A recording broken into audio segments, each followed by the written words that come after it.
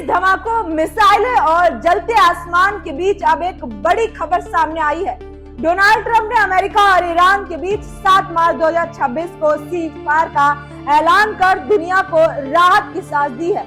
लेकिन सवाल ये उठ रहा है कि क्या ये शांति टिकेगी या सिर्फ एक रणनीतिक विराम है। और आपको बता दें कि डोनाल्ड ट्रंप ने साफ कहा है कि सीज फायर फिलहाल 2 हफ्तों के लिए है और इसकी सबसे अहम शर्त ये है कि होर्मुज़ स्ट्रेट को पूरी तरह खोलना, यानी वो रास्ता जिससे दुनिया का बड़ा हिस्सा तेल सप्लाई होता है, जो अब सामान्य होना चाहिए।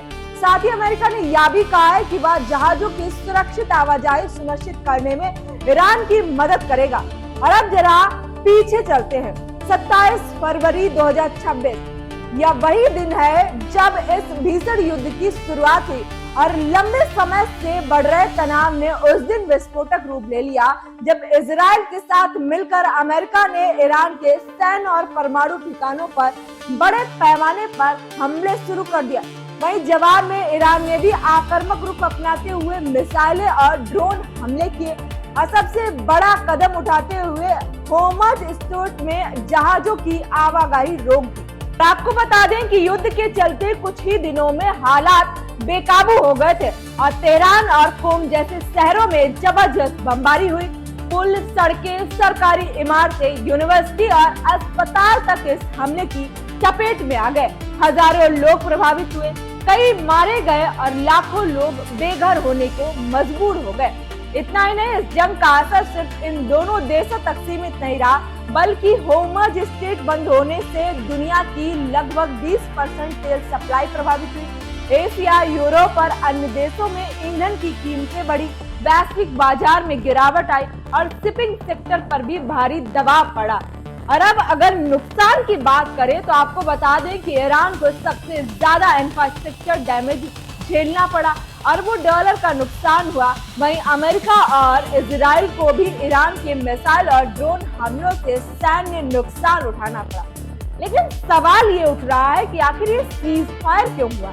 लगातार बढ़ते नुकसान, तेल संकट और अंतर्राष्ट्रीय दबाव ने दोनों पक्षों को पीछे हटने पर मजबूर किया।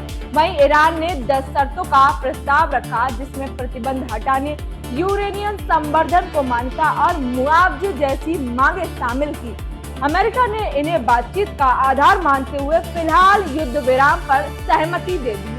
और अब बात करते हैं कि आखिर आगे क्या होगा। आने वाले 14 दिन बेहद निर्णायक होंगे।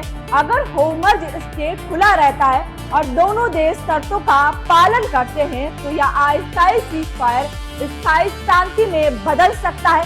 लेकिन अगर किसी भी पक्ष ने समझौता तोड़ा तो हालात फिर से युद्ध की ओर जा सकते हैं। और अब बात उस देश की जिसका नाम पूरे घटनाक्रम में बार बार सामने आ रहा है, पाकिस्तान। जी हाँ, पाकिस्तान।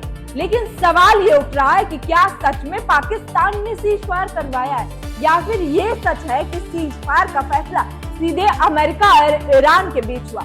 लेकिन शहबाज शरीफ और आसिम मुनीवर का जिक्र इस बात का संकेत देता है कि पाकिस्तान ने बैक चैनल डिप्लोमेसी में मध्यस्थ की भूमिका निभाई हो सकती है।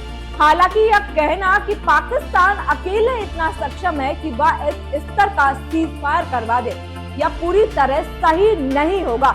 असल में पाकिस्तान ने एक सहायक भूमिका निभाई, बातचीत का रास्ता आसान किया, लेकिन अंतिम फैसला अब भी बड़े देशों के हाथ में ही रहा। यानी साफ है कि पाकिस्तान ने माहौल बनाया हो सकता है, लेकिन जंग को रोकने का असली फैसला अमेरिका और तेहरान ने ही लिया है। फिलहाल दुनिया की नजरें इन दोनों हफ्तों पर टिकी हैं, क्योंकि यह सिर्फ एक विराम है और अभी कहानी खत्म नहीं हुई है। आपको क्या लगता है हमें जरूर बताएं। तब तक के लिए नमस्कार। मैं कृतिका पांडे, जर्नलिस्ट कैफे लखनऊ से।